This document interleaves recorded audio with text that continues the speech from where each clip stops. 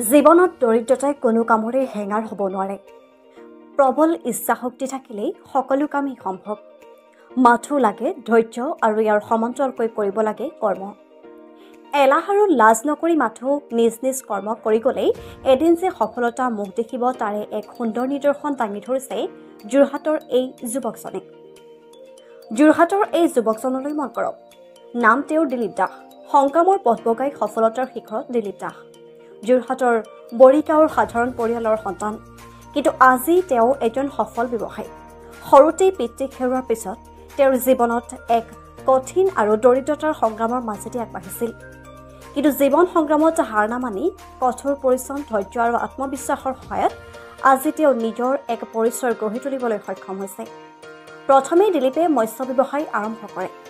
মাছ বিক্ৰীৰ কামত দিন ৰাতি পৰিশ্ৰম কৰি তেওঁৰ এই ব্যৱসায়িক সফলতালৈ আগবঢ়ায়।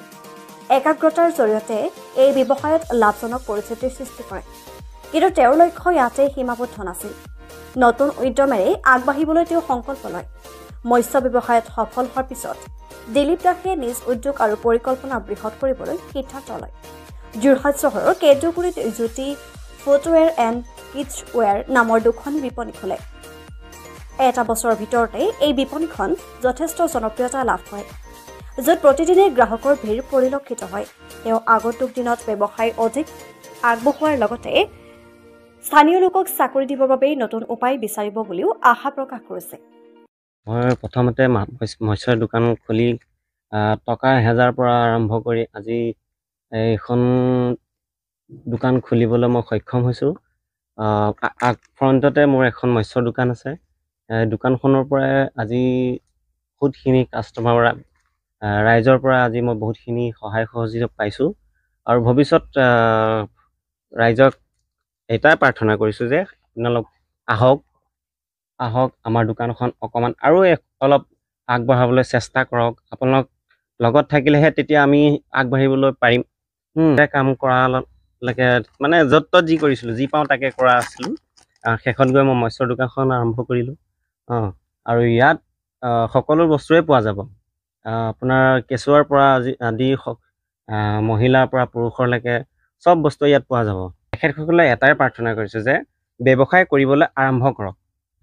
প্ৰথমতে আপোনালোকে 1000 টকা লওক, ফুটপাথত বহি হ'লেও আপোনালোকে ব্যৱসায় কৰক।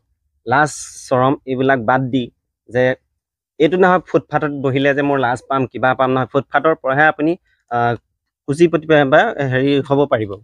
সেইটোৱে মই তেখেতসকলে প্ৰাৰ্থনা জনাইছোঁ। তেখেতসকলে সদায় লাজ কৰিব নালাগে। মেইন কথা, লাজ কৰিলেই মানে হয়তো আপোনাৰ উন্নতি পথ কেতিয়াও দেখি নাপাব। সৰু সৰু কোনো ভেদ ভাৱ সেইবিলাক চালে নহ'ব।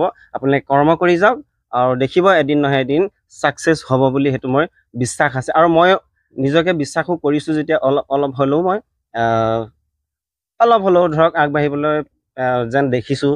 সেইকাৰণে কওঁ যে আৰু অসমৰ ৰাইজকো বা আমাৰ যোৰহাটবাসীসকলকো কওঁ যে আপোনালোকে অসমীয়া ল'ৰাখিনিক সদায় ছাপোৰ্ট কৰি যাব, সহায় কৰি যাব। তেতিয়াহে আমাৰ অসমীয়া ল'ৰাখিনি আগবাঢ়িবলৈ সহযোগ পাব, সাহস পাব।